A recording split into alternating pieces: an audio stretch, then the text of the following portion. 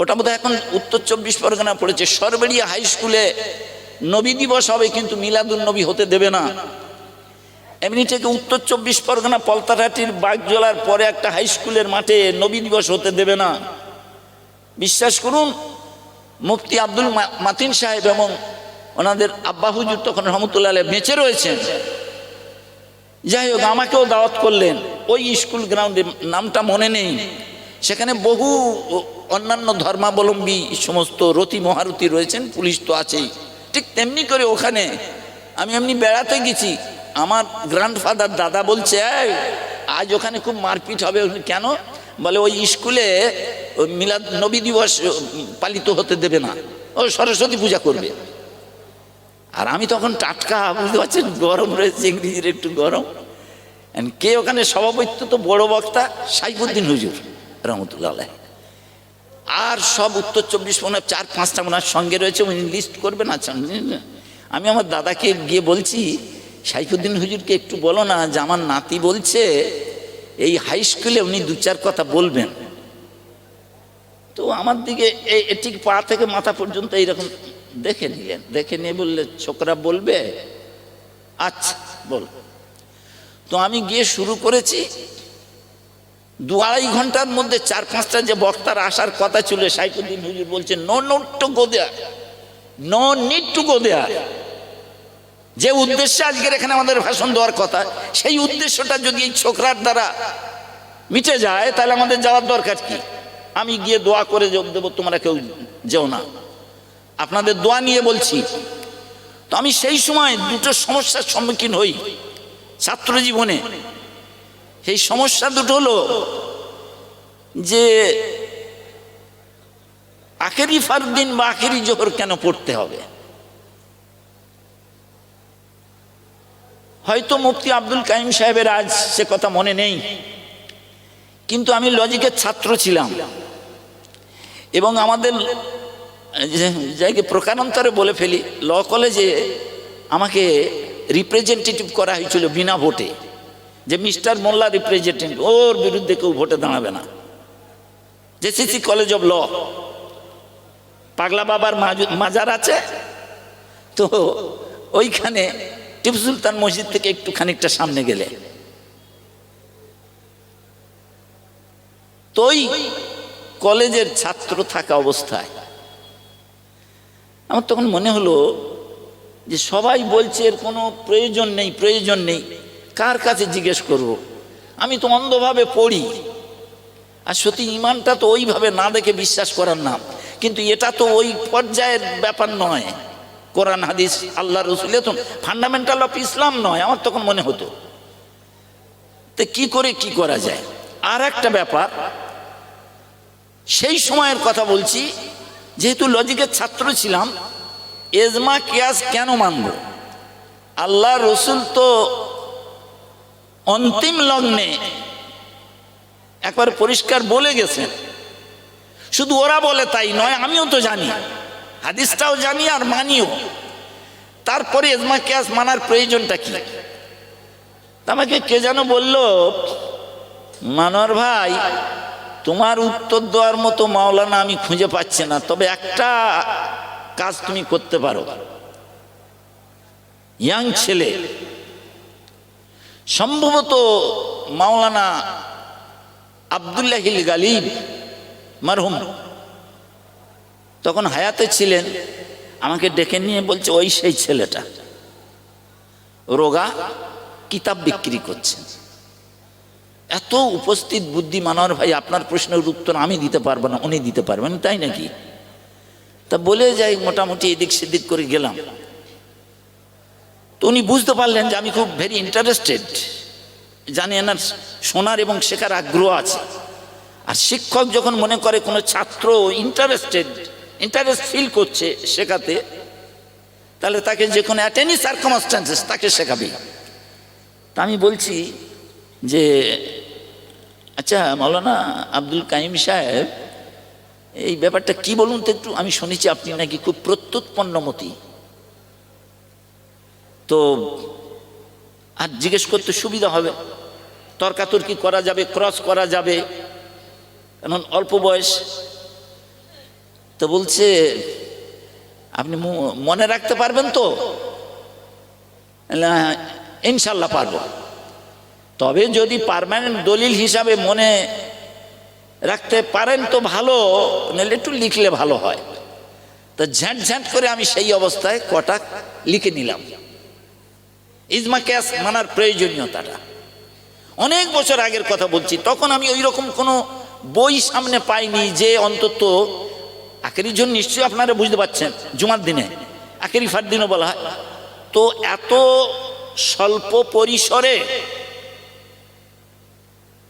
এবং মিষ্টি ভাষায় গুছিয়ে গাছিয়ে, in a nutshell, in a brief, আমরা ইংরেজিতে ভালো ইংরেজি হলো প্রেসিস, 3 ভাগের 1 ভাগ উত্তর লিখতে হবে, তার নাম প্রিসাইজ থেকে প্রেসিজ করতে হয়। অল্প কথায় এত সুন্দর একটা গল্প শুনিয়ে দিলেন, গল্প নয় ওটা ছন্দের জন্য আমি বললাম। আমি করলাম কি, উনি জানেন না যে আমি সেটা লিখে নিয়েছি। তবে দেখুন, আমি চাটুকার নয়, কারো মনোরঞ্জন করে দাওয়াত পাওয়ার আশা করিনি, আল্লাহর ওয়াস্তে বলছি। আমি নারায়ে তাকবীর আল্লাহু আকবার বলে যাব, আর 2 দিন পরে তার বিরুদ্ধে এ স্বভাবের, এই নেচারের, এই প্রকৃতির, এই প্রবৃত্তির মানুষ আমি নয়। অল্প বয়সে ওনার যে উপস্থিত বুদ্ধিটা দেখেছিলাম, আমার মতো ফিলোজফির লজিকের ছাত্র,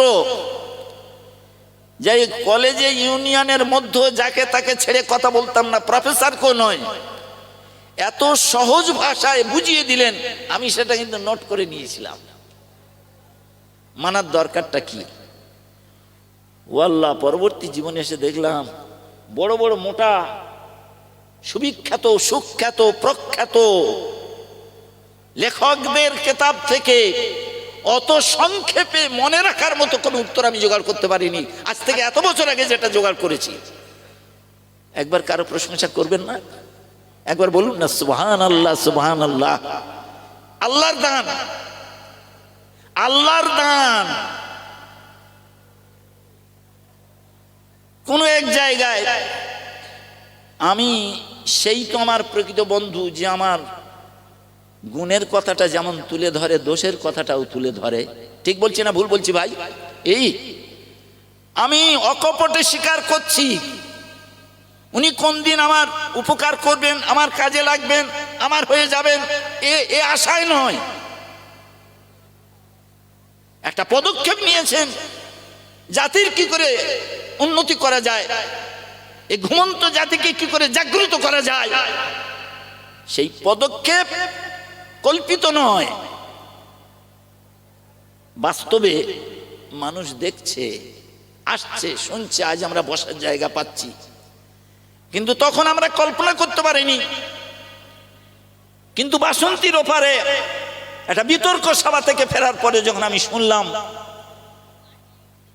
তো রিপোর্টটা নিলাম, এই রকম অল্প বয়স্ক ছেলে, তো যাই হোক, বা ওই দিকের আরো লাইনের, তা বললো না, আমি ওদের টোটাল ভাষণটা শুনে বুঝে নিলাম উপস্থিত বুদ্ধি অনেকেই, আমরা অনেকে লেখাপড়া করেছি, জ্ঞানার্জন করেছি, শাইখুল হাদিস, মুহাদ্দিস, হাফিজে কোরআন অনেকেই আছে, কিন্তু ভাই এগুলো গুছিয়ে বলার হিম্মত এবং কোথায়, how to use and when to use, ইংরেজি বলে ফেলেছি, বেয়াদবি মাফ করবেন, কখন এবং কোথায় বলতে হবে, এর জন্য আপনার উপস্থিত বুদ্ধি এবং একটা ট্যালেন্ট থাকতে হবে।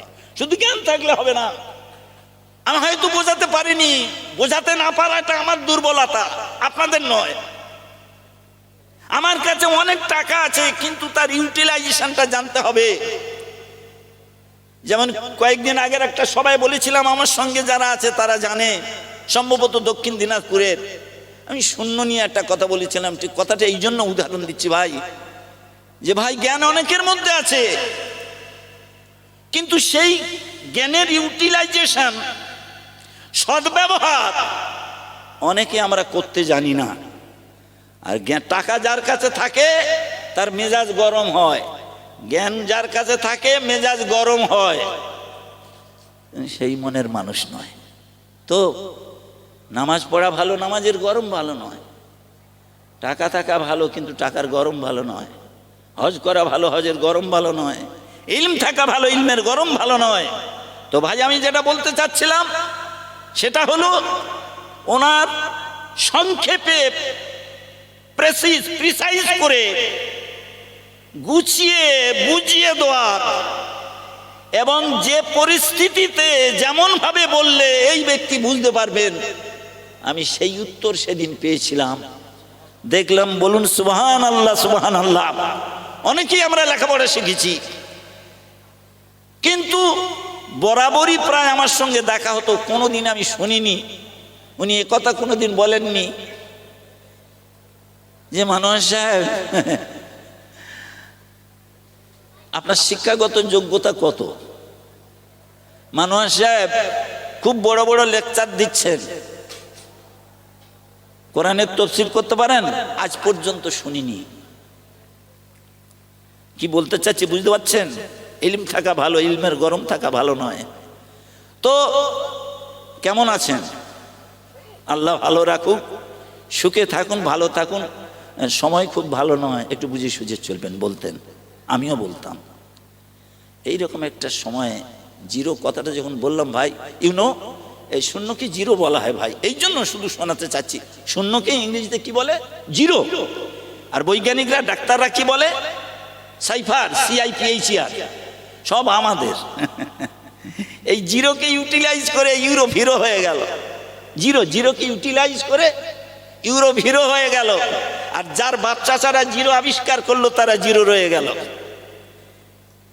হিংসা করে, অহমিকা করে উন্নতি করা যায় না, বড় হওয়া যায় না। যদি কিচ্ছু না কেউ দেখে, শুধু এতটুকু মুফতি আব্দুল কাইম সাহেবের প্রচেষ্টার পদক্ষেপের ফসলটা বাস্তবে চোখে তো দেখতে পারবে। হিংসাটা কোথায় থাকবে, অহংকারটা কোথায় থাকবে?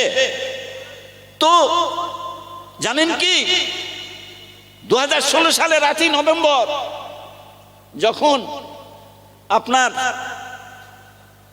500 টাকা, 1000 টাকা বাতিল ঘোষণা করা হলো, সর্ষে ফুল দেখলাম চোখে। ব্রিকফিল্ডের শ্রমিকদের ছুটি, ফিশারির শ্রমিকদের ছুটি, বিড়ি কারখানার শ্রমিকদের ছুটি। মধ্য গগনে অমাবস্যার অন্ধকার নেমে এসেছে, বুঝতে পারছেন? 2016 সালের 8ই নভেম্বর। কিন্তু জানেন কি, যদি পৃথিবীর জমিনে জিরো না থাকতো, মানব জাতিকে, ওটা তো শুধু ভারতবাসীর কাছে নেমে এসেছিল এই দুঃখ দুর্দশা, মানব জাতিকে ভুগতে হতো পৃথিবীর জমিনে যদি জিরো না থাকতো। অতদূর না গিয়ে শুধু এতটুকু বলি, এই জিরোকে ওরা ইউটিলাইজ করে হিরো বনে গেল ইউরোপ। আর যার বাপ চাচারা মূল্যবান, আপনি বলুন, আপনি বলতে পারবেন? আপনার বন্ধুকে বলছেন ভয় নেই, হালকাতা 15,000 টাকা চিঠি এসেছে, তাতে কি আছে, আমার 20,000 টাকা জমানো আছে। 15,000 টাকা, 20,000 টাকা বলতে পারতেন পৃথিবীতে যদি জিরো না থাকতো? আপনার মেয়ের বিয়ে, বলে ভয় নেই, ফিক্সড ডিপোজিটে 50,000 টাকা আছে। হারাম হালালের কথা বলছি না। জিরো যদি পৃথিবীতে না থাকতো, 50,000 কি করে এক্সপ্রেস করতেন? তাহলে জিরো অত্যন্ত মূল্যবান, কিমতি, ভ্যালুয়েবল। এই মূল্যবান জিরো আবিষ্কার করেছিল যার বাপ চাচারা, আজকে তারা জিরো রয়ে গেল। আর ইউরোপের মানুষরা এই জিরোকে ইউটিলাইজ করে, সদ্ব্যবহার করে হিরো বনে গেল। কে আবিষ্কার করেছিল? আবু আব্দুল্লাহ মুহাম্মদ ইবনে মুসা আল খারেজমি। আমি হয়তো আপনাদের আমলের দরজা খুলে সবাইকে জান্নাতি করে যেতে পারবো না, আমি হয়তো আপনাদের কাছে জান্নাতের পতাকা তুলে দিয়ে যেতে পারবো না, কিন্তু চলার পথের কাঁটা দূর করতে পারবো। সেই জন্য যে কথাটা বলছিলাম, সোনার মানিক, আমি তখন ওনাকে বললাম, এই মাওলানা আব্দুল কাইম সাহেব, আপনার পাণ্ডিত্য আছে দেখছি, ইউটিলাইজ করতে পারেন ভালো। তো অমুক জায়গায় আপনি নাকি বিতর্কের সময় এইরকম একটা কথা বলেছেন। আমার ইন্ডিভিজুয়ালি আমি রিকোয়েস্ট করছি, আর কোনোদিন এই কথাটা বলবেন না। জিতে গেছেন, ভালো হয়েছে, আমি আপনার শুভাকাঙ্ক্ষী হিসাবে বলছি। বলে বলেন, কি বলছেন? আমি বলছি, ভারতবর্ষের তথা পশ্চিমবঙ্গের মুসলমানরা জানে বঙ্কিমচন্দ্রের সাহিত্যে হাত পাকা ছিল, প্রবন্ধকার হিসাবে পাকা হাত ছিল, কিন্তু বিষবৃক্ষের বিষবৃক্ষ প্রথম বপন করেছেন অ্যান্টি মুসলিম মুসলমানদের বিরুদ্ধে, উনি নেড়ে ভাষা ব্যবহার করেছেন, কে? বঙ্কিমচন্দ্র। অথচ শিক্ষিত মানুষেরা, বুদ্ধিজীবীরা, লিটারেরা তাকে সাহিত্য সম্রাট বলে। এখন একটা সেমিনার হচ্ছে, why he is called communal. বাংলাদেশের একজন অধ্যাপক বালিগঞ্জে ভাষণ দিচ্ছিলেন এই ব্যাপারে, তার কথাটা আমার খুব ভালো লেগেছিল। সেটা হলো এই, মুফতি আব্দুল কাইম সাহেব এই ভাষাটা ব্যবহার করবেন না, তারাও যোগ্য, আপনার কাছে পেরে ওঠেনি। আপনার তীক্ষ্ণ ধারালো উপস্থিত বুদ্ধি দিয়ে when to apply, how to apply সবার জ্ঞান আল্লাহ দেয় না। আল্লাহ সবাইকে এই রহমত দিয়ে সাহায্য করেন না, বলুন সুবহানাল্লাহ। আপনার আল্লাহ দিয়েছে, কিন্তু এই ভাষাটার ব্যবহার করবেন না। ওই অধ্যাপক বলেছিলেন, আমরা মুসলমানরা বঙ্কিমচন্দ্রের বিরুদ্ধে কথা বলতে গিয়ে প্রথমেই বলে বসি সাম্প্রদায়িক। একবারের জন্য বলিনি যে বঙ্কিমচন্দ্রের সাহিত্যের হাত পাকা ছিল, তবে সাহিত্যের হাত পাকা ছিল বলে আমাদের সবাইকে কচুকাটা করবে এটা মেনে নিতে পারছে না। মনে রাখবেন, বঙ্কিমচন্দ্র কলম দিয়ে লড়াই করেছিলেন, তলোয়ার দিয়ে করেনি। তা মুসলমানদের উচিত ছিল বঙ্কিমচন্দ্রের সাহিত্যের হাতটাকে মেনে নিয়ে তার বিরুদ্ধে কলমের লড়াই করা। আপনাকে অনুরোধ করছি, এই ভাষাটা ব্যবহার করবেন না। আমি অনেকে বলেছিলাম ভাষাটা, উনি যে অশ্লীল অশালীন ভাষা বলেছিলেন তা নয়, তখন ইয়াং এজ। কিন্তু আমি বলছি আপনার শুভাকাঙ্ক্ষী হিসাবে, যেমন ওনার কাছ থেকে পাওয়া জিনিস নিয়ে আমি নিমখারামির কথা বলিনি, অকৃতজ্ঞ হইনি, আনগ্রেটফুল হইনি, ইনগ্রেটফুল হইনি, অকপটে স্বীকার করেছি। সেদিন ওনাকে এই কথা বলেছিলাম। তো আমার অনুরোধ, এই প্রেক্ষাপটে হয়তো আপনাদের অনেকের না বোঝার কারণে ভালো লাগছে না, বন্ধু, ভাই, আব্বাজান, স্নেহাশিস সবার কাছে অনুরোধ করছি, ভাই আমার সেই ঝাঁঝ হয়তো নেই, কিন্তু আমার বক্তব্যের দ্বারা চারটে জিনিস প্রকাশিত হয়। আমার বায়ান শতকরা একজন দুজন হলেও তাদের কাছে বাটার লাগে, একজন দুজন হলেও তাদের কাছে বেটার লাগে, বেশিরভাগ লোকের কাছে বিটার লাগে, BITTR, বিটার মানে তিতো, যার জন্য উচ্ছের ইংরেজি হলো বিটার গোড। আর বেশ কিছু মানুষের কাছে ব্যাটার লাগে। তো যাই হোক, আমি অন্য সেন্সে নেবেন না। সোনার মানিক, আজকের আমরা, আমাদের দেশে হবে সেই ছেলে কবে কথায় না বড় হয়ে কাজে বড় হবে, এটা উজ্জ্বল দৃষ্টান্ত দেখিয়ে গেলেন। এত সমালোচনা, অথচ ইন্নাহু আলিমুম বিজাতি সুদূর, কেউ জানেন না আমার নাম। ফুরফুরার জমিনে যখন দ্বন্দ্ব শুরু হয়, সাইফুদ্দিন হুজুরের জামাই তখন পশ্চিমবঙ্গের, বুঝলেন, নেতৃত্বে রয়েছেন বাহাউদ্দিন হুজুর। গিয়েছে, আমার সঙ্গে সঙ্গী আছে, গিয়ে ডেকে বললাম দুটো কথা বলতে চাই। কি কথা? না, সাইফুদ্দিন হুজুর জীবিত থাকতে এই ধরাকে সরাগান করবে, তাদের অধীনস্থ ভাই বা পুত্ররা বা ভাইপোরা এত বড় বড় কথা বলবে, অমুক জায়গায় গেলে তার থেকে নাউজুবিল্লাহ মন্দিরে গিয়ে পুজো দেওয়া ভালো, বেশ্যাখানায় যাওয়া ভালো। উনি হায়াতে থাকা অবস্থায় একেবারে কি কন্ট্রোল নেই? এই কি কথা? যদি শরিয়াতি জ্ঞান তো যথেষ্ট আছে, তাহলে কি আধ্যাত্মিকতার অভাব আছে? উনি এটা করুক, ফয়সালা করে দিক, আমি চাই। কারণ এমন বেশ কিছু জায়গা আছে যেখানে গিয়ে আমাদের সমস্যার সম্মুখীন হতে হয়।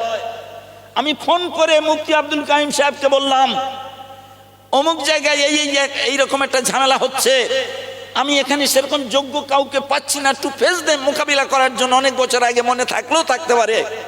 আমি ফোন করে বললাম, মুফতি সাহেব আমার এখানে আসতে হবে। ফুরফুরার কোনো ভাইকে বা ফুরফুরা পন্থী বা ফুরফুরা দরদি বা যারা দাদা হুজুর কেবলার নাম শুনে নারায়ে তাকবীর আল্লাহু আকবার বলে পাচ্ছি না, উইদাউট এনি ইন্টারেস্ট। উনি বললেন, যখন বলবেন তখন যাব। আমার মেটিয়াবুরির এলাকার একটা ঝামেলায়, এ কথা আমি ভুলিনি। তো ভাই, আমাদের আজকের বেশিরভাগ হয়েছে কি জানেন? আমি মুফতি আব্দুল মাতিন সাহেবের কথা শুনে আমার ভাষায় ব্যাখ্যা করে দিলাম, আমার ভাষায় বললাম যে ওটা স্লিপ অফ দ্য টাং হতে পারে, অথবা অন্য প্রসঙ্গে বলেছে, আমাকে অপমান করার জন্য বলেনি। এই মানসিকতাটা তৈরি করি আমরা। চোখের সামনে উনি তো একটা দেখিয়ে দিলেন, উজ্জ্বল দৃষ্টান্ত রেখে গেলেন, এর থেকে আর ভালো কি হতে পারে। কিন্তু দ্বন্দ্ব, ঝামেলা, গন্ডগোলের মধ্যে কোনো গঠনমূলক কাজ হয় না। ইন স্পাইট অফ দ্যাট, সাহসিকতার সঙ্গে ধৈর্য ধারণ করে এত কিছু অবজ্ঞা করে তিনি আজকের এরকম একটা প্রতিষ্ঠান জাতির জন্য, মুসলমানের জন্য, সবাইয়ের জন্য এই গঠনমূলক যে প্রতিষ্ঠান করেছেন, সবাইয়ের জন্য কল্যাণকর, মঙ্গল বল, হ্যাঁ কি না বলুন? ঠিক বলছি তো? তো আমি দ্বন্দ্ব মেটাতে চেয়েছিলাম, কেউ জানে না, কেউ জানে না। আমাকে ফুরফুরার জমিনে বলা হলো, যদি আপনি জানোয়ার সাহেব না হতেন, মানোয়ার সাহেব না হতেন, আমরা চোখ তুলে নিতাম। তার মানে ওরা বলছে তখন ওই একটু বক্তৃতা জগতে মানে একটু ইংরেজির ফুলঝুরি ছড়াতে পারতাম, শিক্ষিত মানুষগুলোকে ক্যাপচার করতে পারতাম। তো বলছে যদি আপনি মানোয়ার সাহেব না হতেন ফুরফুরার জমিনে, তার মানে আমি এই কথা বলেছিলাম, তাহলে আপনারা কি শুধু দেখতে রইও, কিছু কোনো স্টেপ নেবেন না? আশ্চর্য! তারা দাদা হুজুর কেবলার নাম শুনলে নারে তাকবীর, আল্লাহু আকবার বলে। আর এই কি ধরনের আমি তো বুঝতে পারছি না। একটা বিরাট স্বার্থ ছাড়া আরেকটা কথা হয়, মূর্খতা ছাড়া এইরকম বিভেদ বিচ্ছেদের প্রাচীর উঠতে পারে না, অ্যাকর্ডিং টু মাই অপিনিয়ন, আমি যেটা বুঝেছি। তো আপনাদের কাছে একটা আন্তর্জাতিক পত্রিকার একটা সমীক্ষা শোনাবো খুব আশা করেছি, যেমন আশা করে এসেছিলাম। অনেক পুরোনো দিনের কথা হলেও আজও আমি সেইটা নিয়ে ভাঙিয়ে খাই। কেন মজাব মানবো? কেন ইজমা কিয়াস মানার দরকার?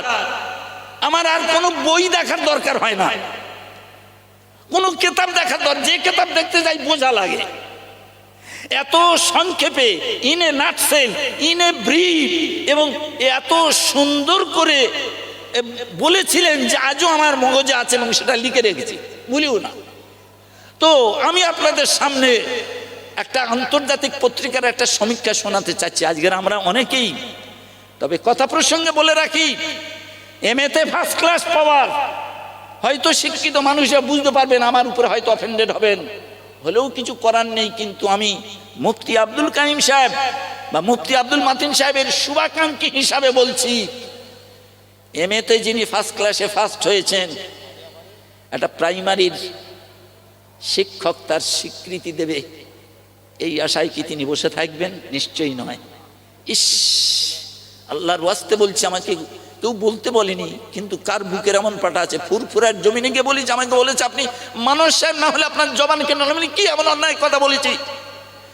তারা দাদা হুজুর জিন্দাবাদ বলবে, তারা আল্লামা রুহুল আমিন রহমতুল্লাহ জিন্দাবাদ বলবে, অথচ কি বিভেদ বিচ্ছেদের প্রাচীর তুলে দিয়েছেন।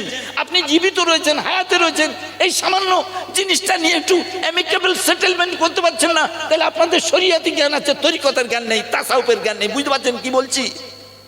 আলেমরা সবাই বুঝতে পারছেন নিশ্চয়ই। নিশ্চয়ই আপনাদের কল্প পরিচ্ছন্ন এবং পবিত্র নয়। আমাকে বলেছিলেন আপনার জবান কেটে নেবো, যদি আপনি মানুষ সাহেব না হতেন আপনার চোখ তুলে নেবো। ও আল্লাহ, যাই হোক, ও ব্যাপারে হয়ে গেলাম। একটা রিপোর্ট শোনাচ্ছে, আজকের আমরা সব কথার মানুষ হয়েছি ভাই, কাজের মানুষ হতে পারিনি, তাই এই কথাটা বলে গেলাম। কে রিপোর্টটা দিয়েছেন একটু শুনুন। পত্রিকাটার নাম হলো গ্লোবাল ইকোনমি জার্নাল। এই সমীক্ষা এবং রিপোর্টটা করেছেন কে? জর্জ ওয়াশিংটন বিশ্ববিদ্যালয়ের ইন্টারন্যাশনাল রিলেশন অ্যান্ড কমার্শিয়াল ডিপার্টমেন্টের অধ্যাপক, নাম কি? হুসাইন আসগারি। তিনি কি সমীক্ষা করেছেন? মুসলিম দেশগুলো কতখানি ইসলামী, মুসলমানরা কতখানি ইসলাম মেনে চলে। পৃথিবীতে এখন দেশের সংখ্যা 258। তো এই দেশগুলোর মধ্যে কারা বিশ্বনবীর সুন্নাতের উপরে চলনেওয়ালা আর আল্লাহর আহকাম মানলেওয়ালা? বুঝতে পারছেন কত সহজ কথা, যে কারা, কোন মুসলিম দেশগুলো ইসলামিক ভাবে চলে, ইসলামিক ভাবে মানে ইসলামিক কানুনের উপরে চলে, জি কানুনের উপরে চলে। তো এই কথাটা বলে আপনাদের কাছ থেকে বিদায় নেব। উনি 208টি দেশ বাছাই করলেন, সেই 208টি দেশের মধ্যে ইউ কান্ট ইমাজিন। এটা আমার খুব it's a matter of very regret and আফসোস। মাতিন সাহেব ওই জন্য হয়তো বলেছিলেন যে উনি ইংরেজিটা ঝাট করে বলে সাধারণ মানুষ। আমার খুব দুঃখের কথা, অনুতাপের কথা, 208টি দেশকে নিয়ে পরীক্ষা করলো কোন দেশ নবীর সুন্নতের উপরে চলে, কোন দেশ কোরআনের হুকুম মেনে চলে বেশি। সেই দেশের মধ্যে শুনলে অবাক হয়ে যাবেন, 1 থেকে 20-র মধ্যে কোনো মুসলিম দেশ নেই। এই কিরে সেই মুসলমান যাকে দেখলে ইহুদির লজ্জা পায়। প্রথম হয়েছে কারা? নিউজিল্যান্ড। Can you imagine? আপনি কি কল্পনা করতে পারছেন? আমরা কথার মানুষ হয়েছি, কাজের মানুষ হইনি। অন্তত আর কিছু না হলেও সে মাতিন সাহেব বড় বড় কথা বলুক আর মুফতি আব্দুল কাইম সাহেব বড় বড় কথা বলুক, কাজের মধ্য দিয়ে প্রমাণ করতে চায়, কথার মধ্যে দিয়ে নয়। ঠিক বলছি না ভুল বলছে ভাই? ঠিক তো ভাই। আমি শুধু বলতে চেয়েছি, এত 208টি দেশকে নিয়ে সমীক্ষা করতে গিয়ে দেখলেন হুসাইনি আসগারি। প্রথম হয়েছে নিউজিল্যান্ড, ফার্স্ট হয়েছে লুক্সেমবার্গ, থার্ড হয়েছে আয়ারল্যান্ড, ফোর্থ হয়েছে আইসল্যান্ড, ফিফথ হয়েছে ফিনল্যান্ড, 6 মানে 6 নম্বরে ডেনমার্ক, 7 নম্বরে কানাডা, 38 নম্বরে মালয়েশিয়া, 48 নম্বরে কুয়েত, 64 নম্বরে বাহরাইন, 131 নম্বরে সৌদি আরব। কল্পনা করতে পারেন? ইস, বাংলাদেশের অবস্থান তার উপরে, বাংলাদেশের অবস্থান তার উপরে। আমার মনে মনে হচ্ছে হায় রে, একই সেই কোরআনের আয়াত আমাদের স্মরণ করিয়ে দিচ্ছে, ইয়া আইয়ুহাল্লাযিনা আমানু লা তাত্তাখিযুল ইয়াহুদা ওয়ান নাসারা আউলিয়াও। সূরা মায়েদার 51 নম্বর আয়াত, কোরআনের আয়াতকে আমাদের স্মরণ করিয়ে দিচ্ছে, ইয়া আইয়ুহাল্লাযিনা আমানু লিমা তাকুলুনা মা লা তাফআলুন। তোমরা যা করো না তা কেন বলো? বিদায়ের প্রাক্কালে শুধু দোয়ার অনুরোধ রইল, আল্লাহ তাদের হায়াতে তাইয়্যিবা দান করুন। আল্লাহ মুফতি কাইম সাহেবের, আমি চাটুকারিতার জন্য বলিনি ভাই, আব্দুল মাতিন সাহেবের আল্লাহ হায়াতে তাইয়্যিবা দান করুক। যে অবস্থায় বাঁচিয়ে রাখলে প্রকৃত মোমেন মুসলমান হয়ে কথায় কি কি বলছে সেটা দ্যাট ডাজ নট ম্যাটার, অন্তর অন্তর অন্তর অন্তর। তো এই কথা বলে বিদায় নিচ্ছি ভাই। রেজাল্ট কি শুনলেন? 208টার মধ্যে 1 থেকে 20-র মধ্যে কোনো মুসলমান নেই। কারণ ইসলামী মূল্যবোধ বলতে শুধু দাড়ি টুপি পাঞ্জাবি বাহ্যিক কিছু কর্ম নয়, মুআমালাত আছে, লেনদেনে সত্যনিষ্ঠা থাকা, আর মুআশারাত কি গো, সৎ ব্যবহার, সৎ মানুষ, সৎ আখলাক ভালো হওয়া, হুকুকুল্লাহর হুকুকুল ইবাদ, সবগুলো কালেকটিভলি বিচার করে তার নাম হয় ইসলামী মূল্যবোধ। তো আমরা যেন সেই ইহুদিদের থেকে খারাপ হয়ে গেছি। কেলুর কীর্তি করতে করতে জাত শেষ হয়ে যাচ্ছে, তর্কাতর্কি করতে করতে একটা কম নষ্ট হয়ে যাচ্ছে, আজকে ঝামেলা করতে করতে একটা প্রতিষ্ঠান নষ্ট হয়ে যাচ্ছে, সেদিকে আমাদের লক্ষ্য নেই। আল্লাহ আমাদের সবাইকে দিনের সহি বুঝদান করুক। আপনাদের কাছে অনুরোধ করছি, যে যতটা পারবেন মুসলিম সমাজের জন্য, মুসলিম ছেলেদের সুশিক্ষায় শিক্ষিত করার জন্য আপনারা এগিয়ে আসবেন। আপনারা দুহাত প্রশস্ত করে এর পূর্ণ সমর্থন সব দিক থেকে ফিজিক্যালি অ্যান্ড আর্টলি করে যাবেন, এই কামনা করে আপনাদের কাছ থেকে আমি বিদায় নিচ্ছি। আল্লাহ পাক আমাদের সবাইকে একদিন তো আল্লাহর সম্মুখীন হতে হবে। ইয়াউমা লা ইয়ানফাউ মালু ওয়ালা বানুন ইল্লা মান আতাল্লাহা বিকলবিন সালিম। তোমাদের সন্তান সন্ততি সেদিন কোনো কাজে লাগবে না, টাকা পয়সা ধন দৌলত ব্যাংক ব্যালেন্স কোনো কাজে লাগবে না। যে মানুষটা মনের মানুষ হবে, অন্তরকে পরিশুদ্ধ পরিচ্ছন্ন পবিত্র করে আসতে পারবে, ভালো অন্তর নিয়ে আসবে, সেই আমার কাছে নাজাত পাবে। কামনা করি জামিয়া রহমানিয়ার সমস্ত ছেলে দুনিয়াদারির শিক্ষায় এবং আল্লাহর নৈকট্য লাভের শিক্ষায় যেন তারা কামিয়াব হয়। বলুন আমিন সুম্মা আমিন।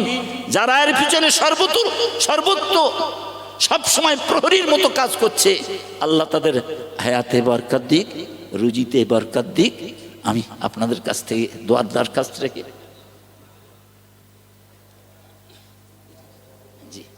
ভাই আমি আমার জন্য দোয়া করবেন, আমি আপনাদের জন্য দোয়া করি। আল্লাহ সবাইকে যেন সেই বিশুদ্ধ অন্তরের মানুষ করে প্রত্যেকের খাতামা বিল খায়রে তৌফিক এনায়েত করেন। বলুন আমিন সুম্মা আমিন।